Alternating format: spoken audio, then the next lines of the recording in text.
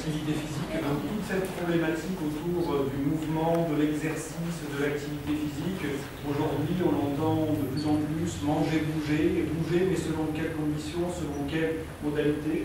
Il y a véritablement de la recherche à faire, et vous allez voir que le laboratoire qu'on a créé de façon collégiale avec nos collègues de Montpellier 1, une collègue de Montpellier 2, des collègues de Montpellier 3, où on a rassemblé des disciplines de sciences humaines et santé pour dire que finalement, si on voulait avoir un repérage pertinent des comportements, des conduites de santé, éventuellement des modalités de changement, de maintien des conduites de santé, regarder un objet scientifique avec une seule discipline était probablement relativement limité. Alors oui, c'est vrai qu'aux yeux des arcanes, des disciplines historiques, c'est peut-être difficile à faire entendre, mais lorsqu'on regarde ces objets de façon complémentaire, on a véritablement des résultats qui sont assez intéressants, et je vais tenter de l'évoquer de façon pendant au moins une petite demi-heure.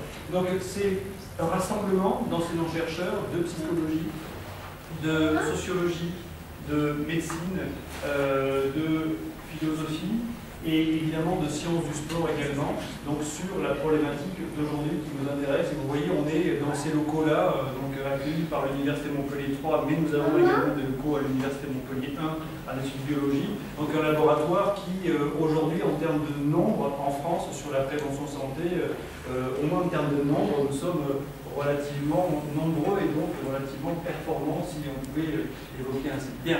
Alors le contexte, je ne sais pas si vous avez vu récemment la presse du Monde, en passant par le Figaro, en passant par le Midi Libre lundi dernier, ça y est, on a trouvé la vraie guérison et la vraie thérapeutique pour guérir du cancer et ses récidives, c'est l'activité physique, ça y est, on a trouvé, c'est fini, c'est merveilleux.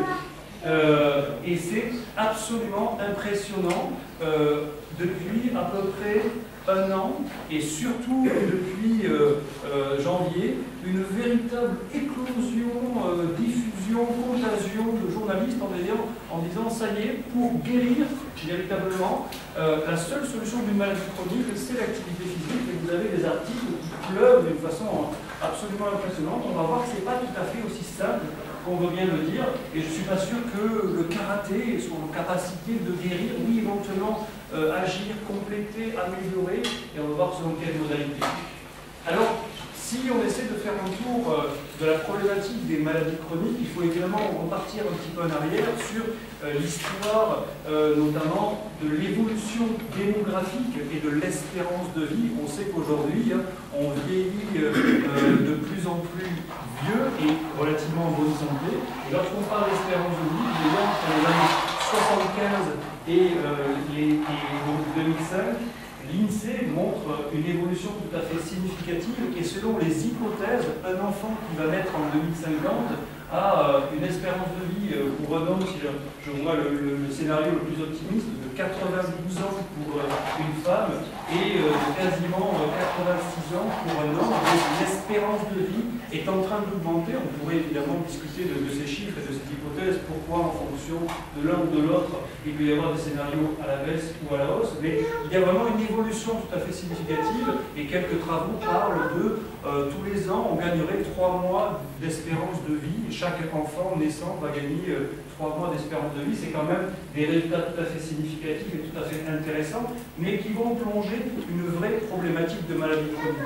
Plus on vieillit et plus potentiellement on a un risque de contracter une maladie chronique. Donc l'âge n'est pas véritablement une cause directe, mais un facteur de risque, un faisceau de risque potentiellement, plus on avance en âge. Un élément important de cette évolution dans les problématiques de maladies chroniques, c'est évidemment les progrès de la médecine, les progrès thérapeutiques, mais également les progrès de la prévention, de l'hygiène, de l'information malade, du suivi qui a été réalisé de façon tout à fait significative. Et donc on a ici, notamment sur les pathologies cardiaques, des évolutions tout à fait significatives de la réduction de la mortalité due à ces pathologies. Évidemment, on continue à mourir, mais on meurt d'autres pathologies. Donc, ce qui veut dire que les progrès ont été tout à fait significatifs dans ce domaine et qu'on ne meurt plus potentiellement d'un certain nombre de maladies, mais par contre, on va devoir vivre avec. Et L'OMS, l'Organisation mondiale de la santé, parle de ces maladies chroniques comme d'un élément essentiel. On ne les guérit pas, on va les stabiliser avec un certain nombre de médicaments, mais évidemment aussi avec un certain nombre de conduites qui vont être associées à ces thérapeutiques. Donc, une définition d'activité physique.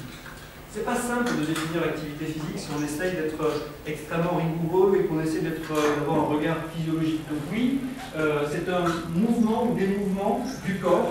Hein, donc rester immobile, a priori, ça ne peut pas être de l'activité physique. Bouger le petit doigt, c'est peut-être pas suffisant. Il faut avoir un véritable mouvement physique avec une dépense énergétique de faible à élevé et avec un lien avec la condition physique. Hein. C'est pas la condition physique, elle est aussi posée par des bases biologiques. Et vous avez des personnes qui ont un très bon cœur et naturellement, même s'ils sont quasiment jamais entraînés, ils ont un très bon cœur. Hein, et donc il y a des corrélations qui ne sont pas forcément liées directement à l'entraînement. Ce qui nous intéresse, c'est l'inactivité physique. La non-capacité à produire suffisamment d'activité physique pour permettre d'être, entre guillemets, on va y revenir assez longuement, en santé. Et donc le fait de pratiquer moins d'1 heure d'activité physique, je ne parle pas de sport, hein, je parle de mouvement, hein, je parle d'activité de la vie quotidienne. Le ménage va être une activité physique, faire son jardin va être une activité physique, marcher va être se déplacer est une activité physique. Mais effectivement, les inactifs physiques vont entraîner un certain nombre de pathologies chroniques qui sont tout à fait importantes et qui, on va en parler tout au long de cette petite demi-heure, de la problématique de autant chez ou dans la santé publique où les personnes ne sont pas malades, l'inactivité physique, on peut en discuter, autant pour des personnes qui sont vulnérables et malades chroniques, le fait d'être totalement inactif va être un facteur d'aggravation tout à fait significatif.